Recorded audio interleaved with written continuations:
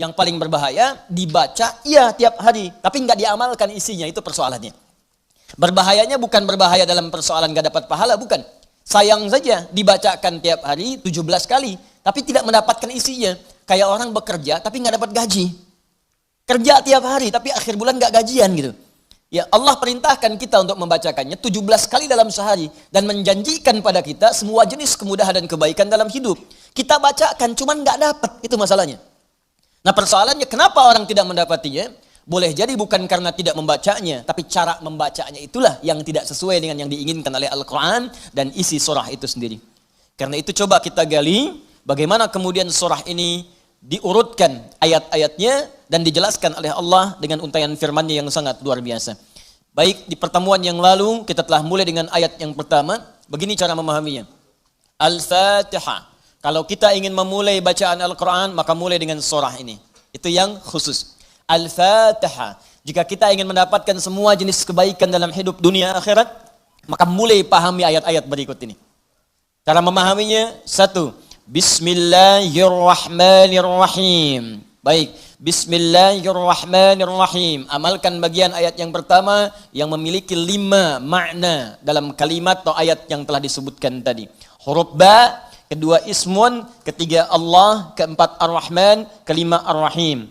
Ba yang memiliki 14 makna. Di antaranya di ayat ini ada makna yang terkait dengan ghayah, tujuan. Ada ilsaq, sesuatu yang lekat sekali, dekat, tak terpisahkan. Kemudian musahabah yang mengawasi kemanapun kita beraktivitas. Kemudian ada istighraq, sesuatu yang luas, menyeluruh, ya, tanpa kecuali. Lalu kita mengatakan bismillah, ba-nya kita sebutkan, ini artinya jadikan semua aktivitas kita tanpa kecuali, istighraq. Dari bangun tidur sampai tidur lagi, lakukan ghayah semua lillah karena Allah Subhanahu wa taala. Jadi kalau ingin dibukakan pintu kebaikan oleh Allah, Al-Fatihah, ingin semua dibuka baik, seluruh aktivitas kita, maka niatkan semua yang baik-baik karena Allah. Itu kunci pertamanya. Bangun tidur, niatkan karena Allah. Di begitu Anda bangun, niatkan semua aktivitas karena Allah Subhanahu wa taala. Karena itu saat kita bangun tidur, semua ditujukan karena Allah. Alhamdulillahilladzi ahyana ba'dama amatana wa ilaihin nusyur. Jadi kalimat pertama dengan akhir itu karena Allah. Alhamdulillah. Terima kasih ya Allah, saya diberikan kesempatan hidup lagi saat ini. Padahal engkau bisa wafatkan aku dalam tidur tadi. Dengan izinmu, ya, sesuai dengan ajal darimu, aku diberikan semua kesempatan untuk hidup lagi. Alhamdulillah, semua pujian aku berikan kepadamu. Lillah. Di ujungnya, wa ilaihin nusyur. Maka sekarang aku akan beraktivitas mencari bekal sebagai persiapan pulang kepadamu. Wa ilaihi, untuk Allah Subhanahu wa taala. Makanya kalau Anda mengucapkan doa ini saat bangun tidur, kita sudah berjanji. Semua aktivitas di hari itu kita akan tujukan karena Allah saja. Mencari bekal, bukan karena yang lain. Jadi kalau Anda ucapkan doa tadi, berarti nanti makannya karena Allah, minumnya karena Allah, bekerjanya karena Allah, salatnya karena Allah, infaknya karena Allah, merawat anak karena Allah, semua karena Allah. Ghayah. Awas, hati-hati ya, hati-hati. Maka dampaknya orang yang semua aktivitasnya dilakukan karena Allah Subhanahu wa taala, maka fungsi ba yang ketiga, satu tadi ghayah, kedua istighraq, yang ketiga ilsaq dan musahabah. Lekat dan diawasi oleh Allah. Kalau dulu kita contohkan orang yang meniatkan semua aktivitas karena Allah, maka yang kedua rumusnya rasakan seakan-akan aktivitas itu diawasi oleh Allah Subhanahu wa taala dengan pengawasan yang lekat seperti lem yang menempel, yang menyatukan dua sisi. Ya, mau minum, rasakan diawasi oleh Allah. Bismillah, minum, lakukan karena Allah. Maka mohon maaf, ketika minum Anda dikerjakan karena Allah dan merasa diawasi oleh Allah, ini kuncinya. Awas, ini kuncinya. Karena ada orang yang melakukan sesuatu karena Allah, tapi nggak merasa dilihat. Nggak merasa diawasi. Ini saya tanya pada Anda, maaf ya, tadi saat sholat itu, sholatnya karena Allah bukan? Jawab aja, karena Allah bukan? Nah, karena Allah. Baik, kalau sesuatu dikerjakan karena Allah, maka rumus keduanya, rasakan Allah mengawasi kita. Pertanyaan saya yang kedua, saat Anda sholat tadi, saya sholat, kita sholat, merasa nggak diawasi Allah? Merasa nggak dilihat Allah? Karena beda antara orang yang merasa diawasi dengan yang hanya mengerjakan saja, itu lain. Akan beda, silahkan Anda bekerja, merasa diawasi, Anda akan serius dalam pekerjaan Anda. Mahasiswa yang sedang ujian, merasa diawasi, itu akan fokus kepada soal. Susah, mau noleh kanan, khawatir, ada CCTV. Mau noleh kiri juga khawatir, karena terawasi, dia akan fokus. Makanya orang sholat itu kalau benar-benar sholatnya merasa diawasi, dia fokus, gak akan nengok kanan kiri. Gak ada istilahnya ketika takbir, Allahu Akbar. Tangannya gak sedekap nih. Tahiyatnya kok gerak-gerak ya. Atau bahkan saat sholat mikirkan yang lain. Allahu Akbar. Tender ya Allah, tender. Allahu Akbar, WhatsApp belum dibalas. Allahu Akbar, status belum diupdate. Jadi kalau kita benar-benar merasakan diawasi Allah, bahkan kita pun akan belajar bagaimana cara membacakan bacaan dalam sholat supaya benar. Karena malu gitu. Malu baca Al-Fatihah, bacaan belum bagus. Dan merasa didengar Allah, kan malu. Anda bicara di depan saya, bicaranya nggak jelas. Anda sendiri sudah nggak enak. Ustadz Adi, saya mau bertanya, silahkan. Kan kalau kedengaran nggak jelas pun, saya dengarnya pun nggak paham, Anda nyampaikan pun nggak enak.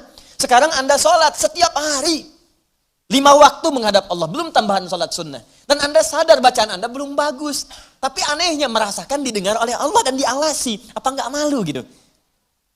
Coba deh satu kali rasakan hal yang demikian. Jadi kalau kita memang merasa, itu dampaknya lain ke dalam ibadah kita. Nanti rumus terapannya, aktivitas harian kita. Ini minum, ini memang minum ini pekerjaan sederhana. Tiap hari kita minum. Cuman ada beda ketika minum kita itu merasa dilihat Allah. Maka saya katakan di pertemuan lalu, mustahil Anda akan menyentuh minuman yang tidak disukai oleh Allah. Mustahil. Jangankan menyentuh yang dilarang Allah. Mau minum pakai tangan kiri pun rasanya nggak enak. Pasti Anda akan pindahkan itu kepada yang lebih baik. Paham sampai sini ya? Ya sama dengan proses begini. Mencari nafkah, bekerja, dari di jalan, dari baca, berpakaian. Kalau semua dikerjakan karena Allah, demi Allah saya katakan, mustahil dalam pekerjaan bisa mudah menyentuh yang diharamkan oleh Allah. Gak mungkin. Gak mungkin mau terima proyek yang haram, itu mustahil. Mustahil ikutan tender yang haram, mustahil. Mustahil menjerumuskan diri pada yang tidak disukai oleh Allah. Karena merasa dilihat Allah. Dan merasa diawasi, jadi mustahil. Dusta itu mustahil. Bohong itu mustahil. Korupsi mustahil. Nyogok gak mungkin. Bukan karena perkara takut orang lihat, karena Allah mengawasi kita. Makanya dulu, sahabat tuh ketika diajarkan seperti itu, bahkan anak-anak kecil, jangankan yang tinggal di kota, di ujung yang paling dalam di padang Sahara, yang sulit ada orang setiap waktu, yang kalau lewat cuman kambing gurun dengan unta, Anda bayangkan. Lewat kambing gurun, unta, kambing gurun, unta, kambing gurun, unta. Tapi perhatikan bagaimana mereka mengamalkan huruf ba dalam Bismillahirrahmanirrahim. Diuji oleh sahabat Umar bin Al-Khattab radhiyallahu ta'ala anhu. Lewat padang pasir, kelihatan anak muda sedang menggembala. Saat menggembala itu, menggembala kambing, ditanya oleh Umar, diuji. Kata Umar, saya mau beli sebagian dari kambingmu itu. Kata orang ini bukan punya saya, punya tuan saya. Punya tuan saya. Kata Umar, tuanmu kan gak ada di sini, ini padang pasir yang luas. Orang yang gak ada, beli aja, bilang, dimakan serigala. Apa kata penggembala ini? Lalu di mana Allah? Idzan fa'ain Allah. Bayangkan penggembala saja di padang pasir yang orang yang nggak ada, yang gampang saja bilang ini dimakan serigala, dapat keuntungan banyak gitu. Ya, luar biasa. Yang dia katakan pertama kali bukan sekedar menolak, nggak mau takut ketahuan sama tuan, takut ketahuan sama pemiliknya, takutnya tidak. Pertama kali jawaban yang keluar, idzan aina Allah. Lalu Allah di mana? Allah di mana? Demi Allah saya katakan hakul yakin kalau setiap muslim merasakan dalam dirinya bahwa dia diawasi oleh Allah Subhanahu wa taala, maka lurus, damai, tenang, tentram dan baik semua urusan kehidupan. Enggak ada penipuan dalam perdagangan, enggak ada penipuan dalam hal-hal interaksi kehidupan. Tidak ada kecurangan, tidak ada keburukan, semua baik karena merasa dilihat oleh Allah Subhanahu wa taala. Itu baru huruf ba. Baru ba. Coba tiap hari kita baca itu. Satu huruf ini aja. Mohon maaf ya, selama hidup kita udah diamalin belum? Satu huruf ini aja. Ayo suami sama istri, berapa kali berkata hal-hal yang tidak tepat? Istri terhadap suami, berapa kali menerangkan sesuatu yang tidak tepat? Anak pada orang tua kepada anak. Walaupun hal-hal yang ringan, Bapak mau permen, nanti Papa beliin 1 truk. Kapan truknya datang? Ini huruf ba saja satu gitu. Anda menuntut banyak dari Allah, tapi Allah meminta kita mengamalkan 1 huruf aja, kita nggak maksimal. Coba lihat tuntutan kita setiap hari. Ya Allah lancarkan usahaku. Ya Allah luluskan dalam kuliahku. Ya Allah mudahkan pernikahanku. Ya Allah berkahi hartaku. Ya Allah lancarkan pekerjaanku. Banyak yang diminta, sembuhkan aku. Kata Allah, aku berikan semuanya. Amalin 1 aja huruf ba. Ba. Ketika benar mengerjakannya, ismun. Bimakna sumuun, bimakna raf'un. Terangkat, dimuliakan, ditinggikan. Ketika benar mengamalkannya, maka Allah akan berkenan meninggikan derajat kita, memuliakan kita pada semua aktivitas yang kita kerjakan dalam kehidupan kita. Syaratnya satu, kerjakan semua karena Allah Subhanahu wa taala. Allah sifatul uluhiyah wal ubudiyah, al-ma'budu bil haqqi aw al haqqil ma'bud. Bukan sekedar menunjukkan aktivitas karena Allah saja, tapi lekatkan dua sifat saat mengerjakannya. Saya mau minum ya, saya ucapkan bismillah. Bukan sekedar merasakan Allah mengawasi kita saja, tapi rasakan yang mengawasi kita punya sifat uluhiyah, sifat ketuhanan. Ini Tuhan saya. Allah. Gambarannya begini, maaf ya, gambarannya begini. Pimpinan saja, pimpinan di kampus, rektor, mengawasi ujian Anda serius. Pimpinan di kantor, mudir, direktur utama, mengawasi Anda begitu serius. Pengawas saat Anda bekerja, maaf, di sekolah, di SD, di SMP, di SMA, ada pengawas, maka semua guru-guru serius. Semua serius. Sekarang, yang mengawasi kita bukan makhluk lagi. Pencipta rektor, pencipta direktur, pencipta kemudian pengawas, pencipta semuanya. Jauh di atas mereka semua. Maka orang-orang yang merasakan langsung Allah, Tuhan yang mengawasi saya, maka setidaknya keseriusan itu lebih bertambah daripada sebelumnya. Itu poinnya. Dirasakan saat Anda mengerjakan sesuatu, langsung Allah yang mengawasi saya nih, bukan yang lain. Di saat bekerja, rasakan Allah yang mengawasi saya. Saya nggak peduli, ada manajer, nggak ada direktur, terserah. Ada supervisor, tidak ada supervisor, terserah. Yang penting Allah mengawasi saya. Itu poin pertama. Awas, ini perkaranya ringan nih. Ya. Kelihatannya sedikit kecil, ringan. Tapi dampaknya besar si Allah Subhanahu wa taala. Jika benar kita mengerjakannya dengan menuhankan Allah dan merasakan pengawasan Allah Subhanahu wa taala, maka nanti lihat dua terakhir di bagian penutup ayat tadi. Yang kedua, sifat ubudiyah. Ini yang sering gagal di sini. Haqqul ma'bud wal ma'budu bil haqq. Yang berhak untuk disembah dan yang disembah dengan yang sebenar-benarnya. Saya jelaskan di pertemuan yang lalu. Ya, siapa dia?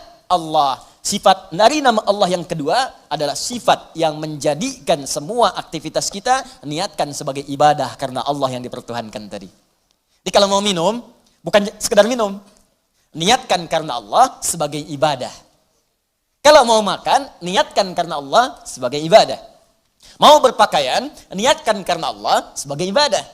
Makanya orang-orang yang berpakaian yang niatnya ibadah, gak akan cari pakaian yang ngebuka aurat. Katanya karena Allah, tapi pakaiannya aurat terbuka. Coba akhwat deh yang di bawah. Bu, iya. Coba deh ibu lihat. Bismillahirrahmanirrahim. Pakainya memang bismillah, tapi rambutnya tersingkap. Jilbabnya nggak dikenakan gitu. Lalu di mana Allah pada saat mengucapkan bismillah itu? Kok bisa ke masjid pakai mukena ditutup, keluar dari situ pakai rok lagi?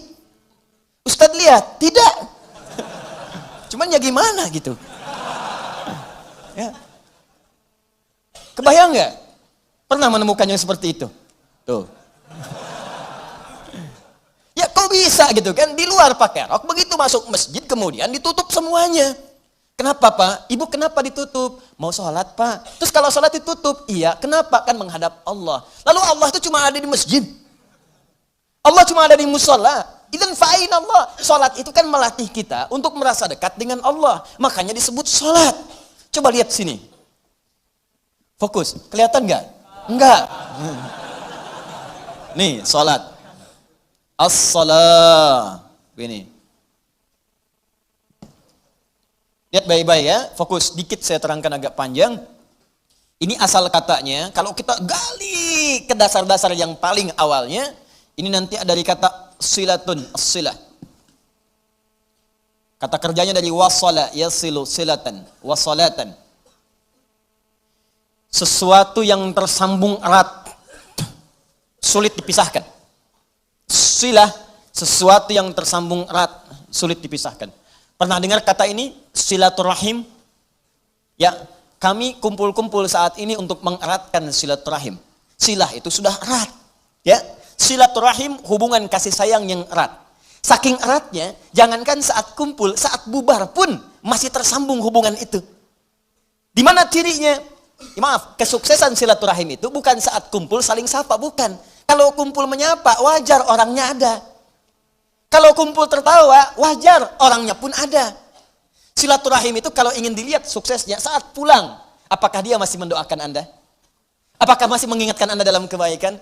Akhi, besok taklim ya. Akhi, malam tahajud ya. Kemudian Anda doakan tanpa sepengetahuan dia. Ya Allah, sayangi sahabat saya. Ya Allah, kekalkan hubungan kami sampai dengan ke surga. Ya Allah, jaga keluarga dia dalam kebaikan. Ya Allah, sehatkan semua anggota keluarganya. Ya Allah, jadikan kami bersaudara keluarga kami dengan keluarga dia. Itulah silaturahim, silah, hubungan yang erat, yang tak terputuskan dan tidak tersekat oleh tempat dan keadaan serta waktu. Itu silah. Nah, kalau kita ingin menjadikan latihan supaya kita terhubung dengan Allah, kapanpun, dimanapun, tanpa disekat oleh tempat dan waktu, maka latihannya untuk mendekat kepada Allah disebut dengan sholat namanya. Di sholat ini cara kita terhubung dengan Allah. Supaya saat terhubung itu, bukan cuma di masjid, nggak ada sekat tempat dimanapun tersambung dengan Allah. Dikeluar dari masjid, ingat Allah. Makanya orang yang jalannya keluar dari masjid ingat Allah, maka jalannya pun jalan yang merasa diperhatikan oleh Allah. Nggak akan dia sombong. Dan nggak akan pernah tertukar sendal. Betul. Karena dia ingat Allah. Allahumma inni as'aluka min fadlik. Ya Allah, saya memohon semua kemuliaan darimu. Begitu keluar pakai sendal, nggak akan tertukar. Bismillahirrahmanirrahim. Bukan punya saya. Mirip. Ya Allah, maaf. Pakai lagi. Jelas ya? Nah, itu namanya. Karena itu orang mengatakan as-salah itu doa. Ad-doa. As-salatu ya doa. Pengertian fikih. Salat itu doa. Karena semua awal sampai akhirnya dalam salat kita baca doa. Tapi kenapa doa disebut salat? Karena saat berdoa kita tersambung dengan Allah subhanahu wa ta'ala. Itu poinnya.